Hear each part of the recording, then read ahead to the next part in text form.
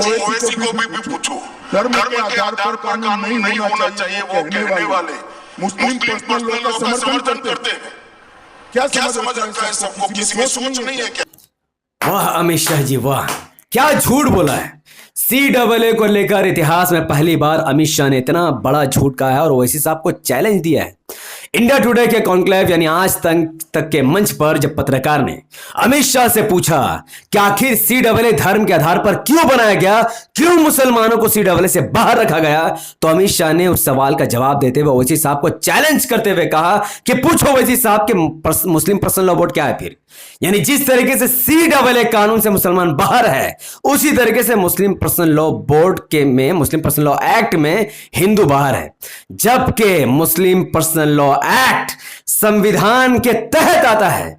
हमारे भारत का संविधान आर्टिकल नंबर 25 और 26 में कहा गया फ्रीडम ऑफ रिलीजन, भारत के हर नागरिक को यह अधिकार है कि वो भारत में रहकर किसी भी धर्म को मानकर अपने धर्म के हिसाब से अपने धर्म को अमल कर सकता है। वो अपने धर्म के हिसाब से तलाक दे सकता है, शादी कर सकता है और प्रॉपर्टी में बंटवारा कर सकता है, लड़के लड़कियों को हिस्सा दे सकता है, जो कुछ भी उसका धर्म कहता हो। इसीलिए मुस्लिम पर्सनल लॉ बोर्ड यानी मुस्लिम एक्ट बनाया गया, जिसके तहत मुसलमान शादी करते हैं, जिसके तहत मुसलमान तलाक देते हैं, जिसके तहत मुसलमान अपने घर के लड़के और लड़कियों को हिस्सा देते हैं। और इस देश में सिर्फ मुस्लिम पर्सनल लॉ एक्ट नहीं है, बल्कि इस देश में हिंदू मैरिज एक्ट भी है। इस देश में हिंदू मैरिज एक्ट है, इस देश में हिंदू माइनॉरिटी और गार्जियनशिप एक्ट है। हिंदू मैरिज एक्ट क्यों है जानते हैं? इस देश में हिंदू मैरिज एक्ट इसलिए बनाया गया क्योंकि हिंदू धर्म यानी सनातन धर्म में एक से ज्यादा शादी अलाउड ही नहीं है। अब जब किसी हिंदू को दूसरी शादी की जरूरत होती है तो वो चाह करके भी दूसरी शादी नहीं कर पाता। इसीलिए हमारे देश की सरकार ने द हिंदू मैरिज एक्ट 1955 बनाया ताकि इस देश में रहने वाले हिंदुओं को भी दूसरी शादी करने का मौका मिले। हमारे देश में द हिंदू सक्सेशन एक्ट बनाया गया।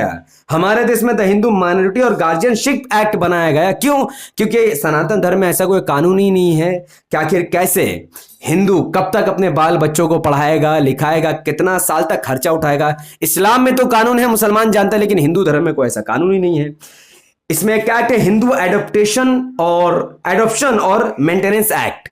यहां पर सनातन धर्म में कोई कानून ही नहीं है कि अगर बाहर से कोई बच्चा कोई व्यक्ति गोद लेता है तो उसका कितना क्या राइट है वो भी नहीं पता, तो यहां पर एक कानून बना दिया गया।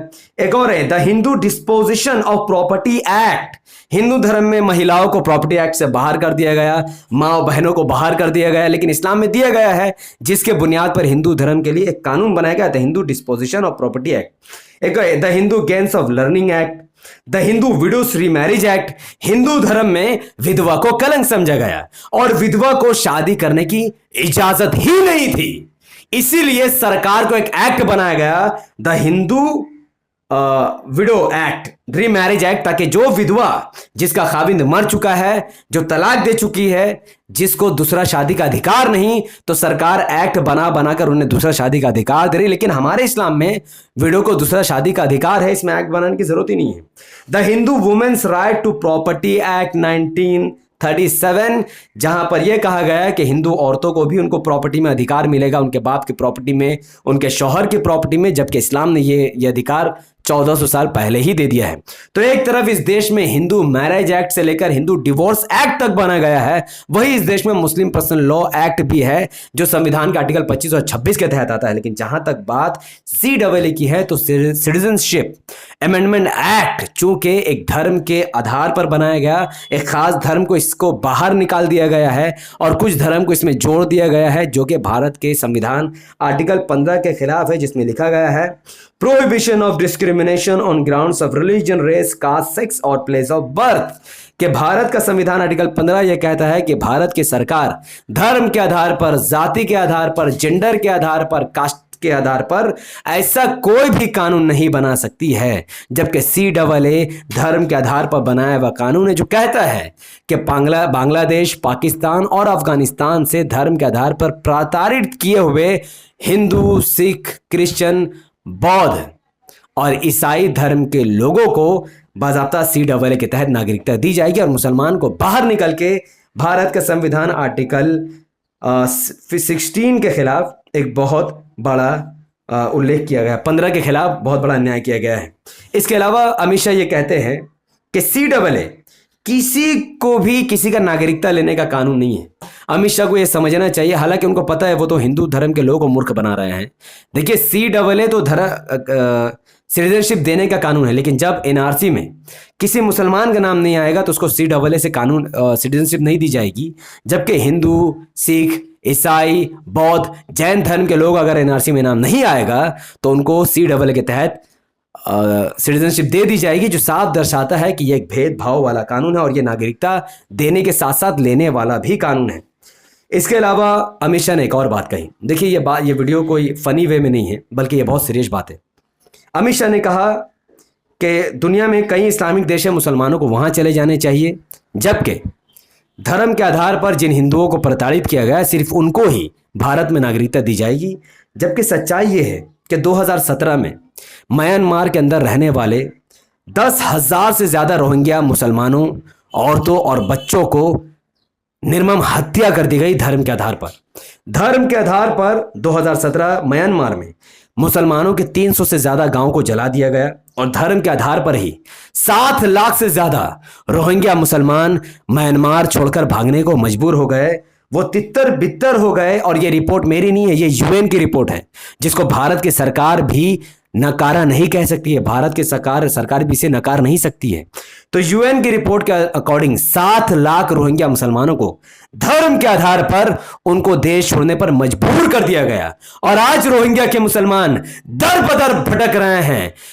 आज रोहिंग्या के मुसलमानों के न सरों पर छत है, न खाने को खाना है, न पीने को पानी है। 2023 में 569 से ज्यादा रोहिंग्या मुसलमान ऐसे थे जो म्यांमार से भागे और समुंदर से तैर कर भागे और डूब कर मर गए। ऐसी हालत रोहिंग्या के मुसलमानों की है।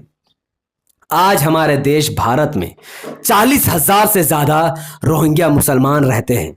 यकीन मानिए उनको घर की और भारत के नागरिकता की जरूरत है। और इन्हीं लोगों को निकालने के लिए अमित शाह CAA लाए हैं, ताकि इनको भारत से बाहर निकाला जाना चाहिए। असल टारगेट भारत के मुसलमान नहीं, बल्कि असल टारगेट रोहिंग्या मुसलमान है।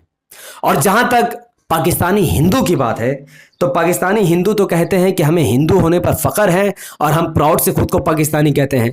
किन हिंदुओं को नागरिकता देने की बात कर रहे हैं अमित शाह जी? वो हिंदू जो कहते हैं कि हम पाकिस्तान में खुशी खुशी दिवाली मनाते हैं, खुशी खुशी होली मनाते हैं, हमें किसी चीज का कोई गम और फिक्र है ही नहीं। फिर उनको नागरिकता देने की क्या जरूरत है अगर वो पाकिस्तान में खुश है? वो कहते हैं कि हमें भारत में जाने की कोई जरूरत ही नहीं है, हमें भारत में रहने का कोई शौक ही नहीं है। यह बात खुद एक पाकिस्तानी हिंदू कहता है। यह पूरा आर्टिकल, पूरा रिपोर्ट सबूत के साथ मैं आपको दिखा रहा हूं कि अमित शाह जी को पाकिस्तान में रहने वाले हिंदुओं की टेंशन लेने की जरूरत नहीं है, बल्कि सिटीजनशिप की असल जरूरत उन रोहिंग्या मुसलमानों की है जिनका घर म्यांमार की सरकार ने छीन लिया है, जिनका घर म्यांमार की सरकार ने जला दिया है, जिनके सरों पर छत नहीं, खाने को खाना और पीने को पानी नहीं। आज वो इंसाफ की उम्मीद से भारत में शरण लिए हुए, उनको उम्मीद है कि भारत के 140 करोड़ लोग उनका साथ देंगे। उन लोगों को कोई सिटीजनशिप की जरूरत नहीं है जो पाकिस्तान में खुश है। और आज अमित शाह ही नहीं रोहिंग्या मुसलमानों को भगाना चाहते, बल्कि Rahul Gandhi, Priyanka Gandhi, Mamata Banerjee, Akhilesh Yadav, Mayawati, Tejashwi Yadav, Lalu Yadav, RJD, JDU, CPM, TMC, Congress, सब के सब, अब कोई एक ऐसा नेता नहीं बता सकते जिन्होंने रोहिंग्या मुसलमानों को इंसाफ दिलाने की बात कही हो, लेकिन सब के सब रोहिंग्या मुसलमानों के साथ खड़े हैं। आज रोहिंग्या मुसलमानों की ये हालत बुद्धिस्ट द्वारा सताए, सरकार द्वारा दबाए और हिंदू द्वारा उपेक्षित ये रोहिंग्या मुसलमान ऐसी निसहाय एवं दयनीय स्थिति में हैं जिसकी मिसाल इस दुनिया में और कहीं नहीं मिलती। लेकिन अमित शाह रोहिंग्या मुसलमानों को CAA के तहत नागरिकता नहीं देना चाहते, बल्कि उन हिंदुओं को नागरिकता देना चाहते हैं जिनको पाकिस्तान अच्छा लगता है। अरे सवाल यह है, अगर जो हिंदू अपने देश का नहीं हुए वो हमारे देश का क्या होंगे? जो हिंदू पाकिस्तान छोड़कर भाग सकते हैं जबकि उन पर अन्याय ही नहीं हुआ। रोहिंग्या मुसलमानों को सिटीजनशिप इसलिए चाहिए क्योंकि उन पर अन्याय हुआ है। लेकिन आज भी असदुद्दीन ओवैसी साहब रोहिंग्या मुसलमानों तो छोड़िए, भारत के मुसलमानों के लिए भी लड़ाई लड़ रहे हैं। CAA को लेकर मुखरता से अपनी बातों को सामने रख रहे हैं और CAA को लेकर ओवैसी साहब सुप्रीम कोर्ट पहुंच चुके हैं। सुप्रीम कोर्ट में ओवैसी साहब ने एक एफिडेविट दाखिल कर दी है जिसके तहत CAA के थ्रू अब सुप्रीम कोर्ट को सुनवाई करना होगा। और जो चैलेंज अमित शाह ने दिया है वो चैलेंज वो हार जाएंगे, क्योंकि chief justice of India DY Chandrachud ये बात जानते हैं कि आर्टिकल 15 में साफ तौर पर लिखा है कि धर्म के आधार पर कोई भी कानून नहीं बन सकता, चूंकि CAA धर्म के आधार पर बनाया हुआ एक घटिया कानून है जिसको सुप्रीम कोर्ट सरे से ही CAA को खारिज कर देगा। CAA का कानून बहुत जल्द खत्म हो जाएगा। ओवैसी साहब की जीत होगी और अमित शाह की हार होगी। और यकीन मानिए फिर कभी भी अमित शाह ऐसा कानून नहीं बनाएंगे। लेकिन इस देश के मुसलमानों को समझना चाहिए कि अगर CAA के खिलाफ जमीन से लेकर संसद से लेकर कोर्ट तक ओवैसी साहब ही लड़ाई लड़ रहे हैं तो फिर vote SP BSP RJD JDU TMC Congress को क्यों? मैं साफ तौर पर कहता हूं कि जहां जहां MIM होगी वहां वहां MIM को छोड़कर अगर कोई मुसलमान इतना कुछ सुनने के बाद CPM RJD JDU SP BSP Congress TMC को वोट देगा तो वह मुसलमान मुनाफिक है, दोगला है, कौम का गद्दार है। क्योंकि अगर ओवैसी साहब मजबूत नहीं हुए तो इस देश में आने वाले वक्त में मुसलमानों से वोट देने का अधिकार भी छीन लिया जाएगा और आप सब सिर्फ तमाशा देखते रह जाएंगे। आज जिस तरीके से ये इंडिया गठबंधन खामोश है रोहिंग्या मुसलमानों को लेकर, कल वो भारत के मुसलमानों को लेकर के भी खामोश ही रहेंगे। तो इस वीडियो को लाखों लोगों तक पहुंचाइए। मुसलमानों की आंखों को खोलने की जरूरत है ताकि उनको पता चले जितना बड़ा दुश्मन अमित शाह है उतना ही बड़ा दुश्मन ये इंडिया गठबंधन के नेता भी है जो मुसलमानों को देखना तक नहीं चाहते। और ओवैसी साहब हमारे लिए लड़ते थे, लड़ते हैं और आगे भी इंशाल्लाह लड़ते रहेंगे। तो हमारा वोट सिर्फ MIM और ओवैसी साहब को ही जाना चाहिए। इस वीडियो को लाखों लोगों तक पहुंचाने के लिए इस वीडियो को लाइक कीजिए, इसके लिंक को WhatsApp, Facebook, Instagram जैसे सोशल मीडिया के प्लेटफॉर्म पर शेयर कीजिए और अपनी बातों को धड़ाधड़ कमेंट पर रखिए कि आप आने वाले इलेक्शन में अपना वोट किसको देंगे और ये सिटीजनशिप की जरूरत सबसे ज्यादा पाकिस्तानी हिंदू की है या फिर रोहिंग्या मुसलमानों की है। अपनी बात कमेंट पर जरूर रखिएगा क्योंकि आपका एक एक कमेंट मेरे लिए बहुत महत्वपूर्ण है। हमारे YouTube चैनल द पॉलिटिकल को सब्सक्राइब कीजिए, बेल आइकन हिट कीजिए। अगर आप सब इस वीडियो को हमारे Facebook channel the political news पर देख रहे थे तो इसे लाइक और फॉलो कीजिए, 5 बड़े ग्रुप में शेयर कीजिए। मुझे अपनी दुआ में याद रखें। बहुत बहुत शुक्रिया। अस्सलाम वालेकुम वरहमतुल्लाहि वबरकातुहू।